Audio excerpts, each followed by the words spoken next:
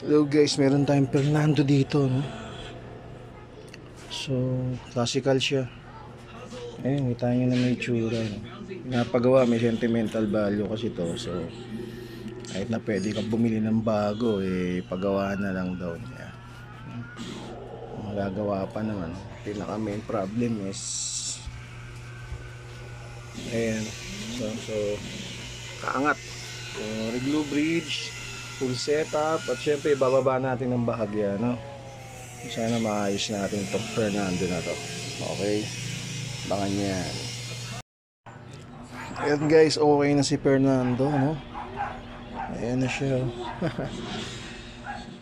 Parang hinilimusan, naligo. Ito na yung mga pret niya guys. Fretboard malinis na, no? May mga pret.